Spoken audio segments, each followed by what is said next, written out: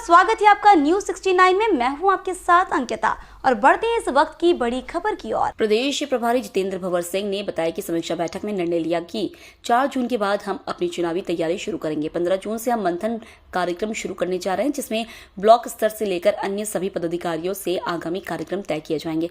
कांग्रेस प्रदेश प्रभारी भवर जितेंद्र ने बीजेपी पर जमकर निशाना साधा। उन्होंने बताया कि भाजपा ने शासन प्रशासन का जमकर इस्तेमाल किया, सोशल मीडिया का भाजपा ने गलत उपयोग किया, जाति धर्म के आधार पर भाजपा ने चुनाव में लोगों को बांटने का काम किया।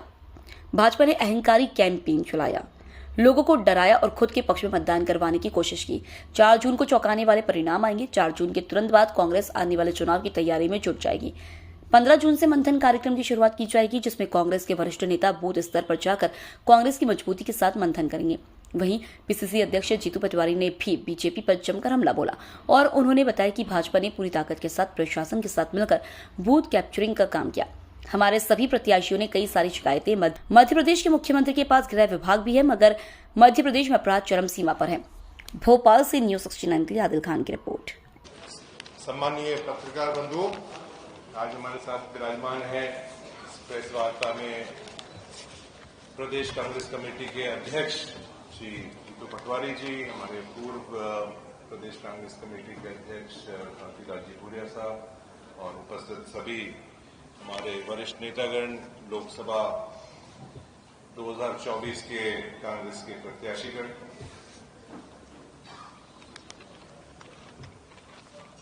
आज लगभग 3.5 घंटे समीक्षा बैठक चली, जिसमें हमारे लोकसभा 2024 के प्रत्याशियों ने अपने सुझाव दिए। क्या उनका चुनाव के अंदर क्या उनका एक्सपीरियंस रहा,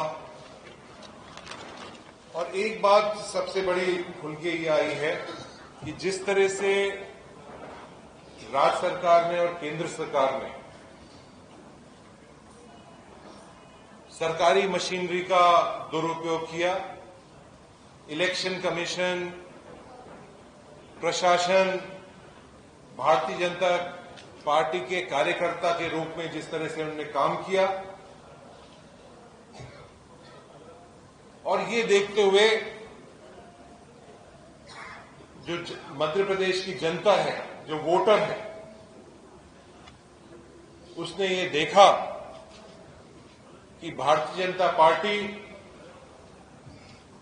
चुनाव जीतने के लिए जो चुनाव का जो स्तर है वो किस तरह से नीचे गिराया, किस तरह से सोशल मीडिया का दुरुपयोग किया, जाति धर्म क्षेत्र हर चीज का इनने इस्तेमाल किया चुनाव जीतने के लिए।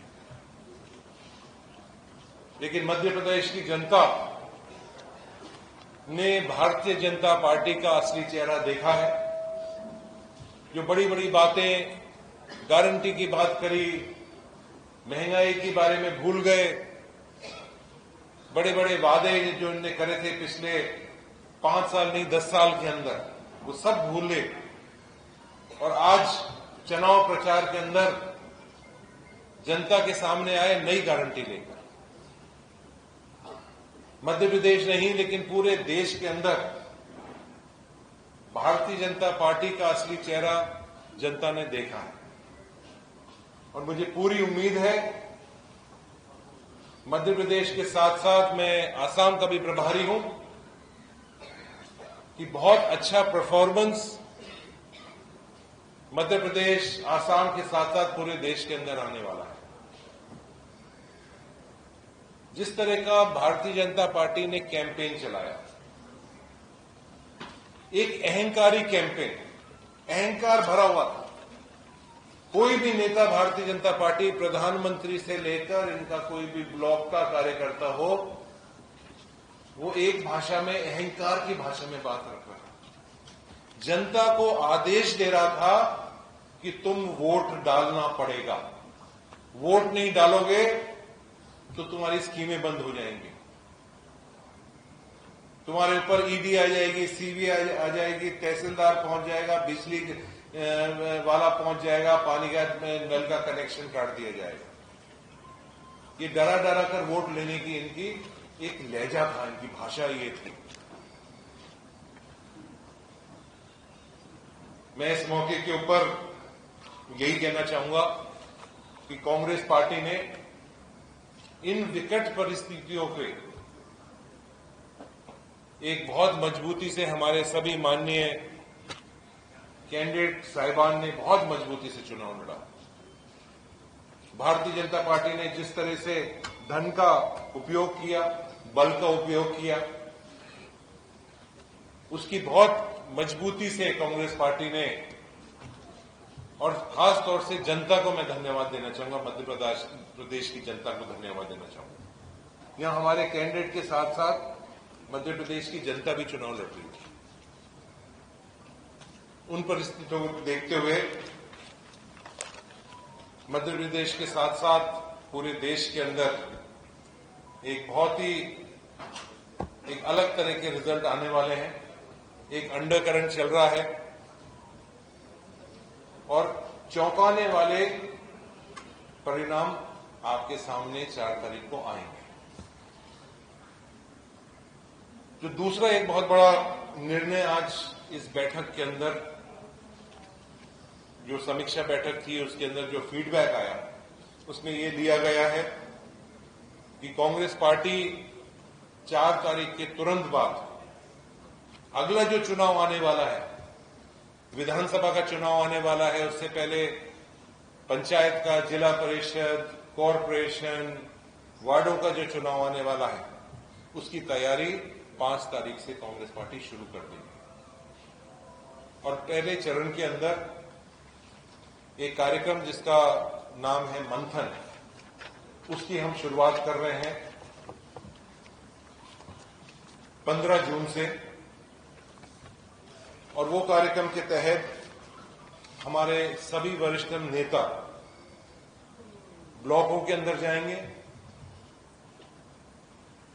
और वहां सभी जो पार्टी के कार्यकर्ता हैं, बूथ के साथी हैं, मंडल सेक्टर के लोग हैं, वहां के जनप्रतिनिधि हैं, पंच हैं, सरपंच हैं, जनपद के सदस्य हैं, जिला परिषद के सदस्य हैं, नगर पालिका के जो मेंबर साहिबान हैं, उनसे मंथन करेंगे, उनसे बात करेंगे किस तरह से हम संगठन को और मजबूत कर सकते हैं, उनकी क्या भागीदारी रहेगी मध्य प्रदेश के विकास के लिए, क्या मध्य प्रदेश के आगे, हमारा मध्य प्रदेश को आगे बढ़ाने के लिए क्या हमारा विजन होना चाहिए, क्या क्या उस क्षेत्र के अंदर समस्याएं हैं। आप सबका स्वागत। उससे ज्यादा स्वागत हमारे प्रभारी मंत्री जी का, जो मध्य प्रदेश कांग्रेस कमेटी की चुनाव होने के बाद 13 तारीख को चुनाव हुआ और आज लगभग 20 तारीख है। बड़ी गंभीरता से कांग्रेस पार्टी का संगठनात्मक व्यवस्था आगे स्ट्रेंथन कैसे हो, ताकतवर कैसे हो, और चुनाव को लेकर क्या सोच, क्या विचार, क्या तकलीफें, क्या संघर्ष, समीक्षा को लेकर भी वो उपस्थित हुए।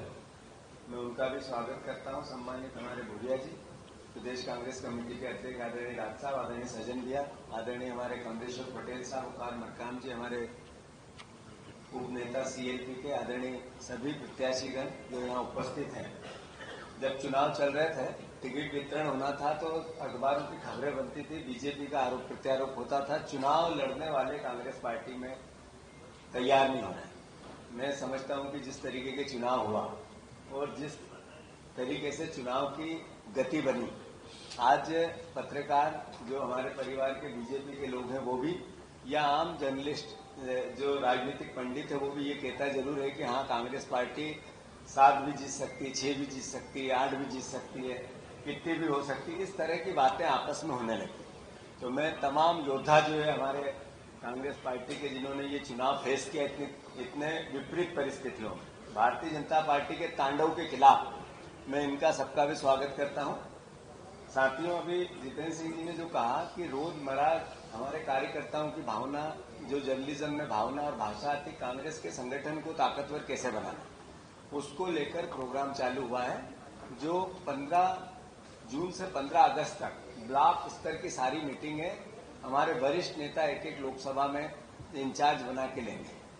मैं मानता हूं कि ये अपने आप में वो सोच है जो कांग्रेस पार्टी की आइडियोलॉजी को स्ट्रेंथन करेगी, जो आने वाली चुनौतियां जैसे डिलिमिटेशन आ रहा है, महिलाओं की सहभागिता, बहनों की सहभागिता कैसे बने पार्टी के अंदर, या समन्वय, संवाद और सहयोग की भावना के साथ अनुशासन कैसे बने पार्टी के अंदर, पारदर्शिता से निर्णय कैसे हो, इस तरह की सारी बातें जिसमें बूथ स्तर से लेकर प्रदेश स्तर तक जिम्मेवारी का निर्वहन हो, मॉनिटरिंग हो और रिकग्नाइजेशन और पनिशमेंट हो, इस तरह का प्रोसेस कैसे पार्टी में चालू हो, इसको लेकर प्रभारी महोदय ने बहुत विस्तार से आप लोगों को भी बताया और हमने भी इसका पूरा एक तरह से काम करने के लिए संदेश दिया है। पर इस अवसर पर दो बातें जो बहुत महत्वपूर्ण होती है, आज 160 दिन मनमोहन सरकार को बने हो गया है। 160 दिन चुनाव हो गए, आरोप प्रत्यारोप का दौर भी चला गया। 160 दिन बाद जो मोदी जी अब चुनाव को लेकर भाषण नहीं है, ये सवाल है फिर से सरकार से कि 160 दिन में वो 5 गारंटी मोदी जी, जिसमें 2700 रुपए गेहूं का दाम, 3100 रुपए धान का दाम, 3000 बहनों को और 450 का गैस सिलेंडर, क्या मोहन यादव सरकार का ये केवल भाषण देना, बयान देना और अच्छी अच्छी बातें करना और जीत के दंभ में भर जाना ही चलेगा, या उन वादों पे भी कहीं पूर्णता आएगी? हालात क्या है? हालात है कि रिजर्व बैंक ने हमें कर्ज देने से मना कर दिया, फिर भी हमें हवाई जहाज खरीदना है। रिजर्व बैंक ने हमें कर्ज देने से मना कर दिया, फिर भी मंत्रियों के और विधायकों के घरों की साज सज्जा में, उनकी गाड़ियां खरीदने में जो फिजूल खर्ची है, उसमें अद्भुत और अकल्पनीय सरकार का काम चल रहा है। तो मैं सोचता हूं मोहन यादव जी की जो सरकार है, जो वर्तमान सरकार है, ये फिजूल खर्ची से बच के वो जो वादे किया आपने किसानों से, बहनों से, उसकी पूर्णता की ओर कब जाएंगे, ये फिर से उनसे प्रार्थना है। रही बात इस भावना की कि इस 100 दिन में क्राइम कितना बढ़ा, 160 दिन में अद्भुत और अकल्पनीय, देश में नंबर 1 है हम, देश में नंबर 1 है हम जो क्राइम है। आज भी जब हम बात कर रहे हैं, शायद कोई न कोई घटना हो रही हो, हम महिलाओं पर अत्याचार और उन पर होने वाले अनाचार में नंबर 1 है। आपने जिस तरीके का प्रदेश बनाया जिसमें करप्शन पर्याय बन गया सरकार का, करप्शन और सरकार एक दूसरे के। इस खबर पर आपकी क्या है राय, हमें कमेंट सेक्शन में जरूर बताएं। तब तक के लिए धन्यवाद।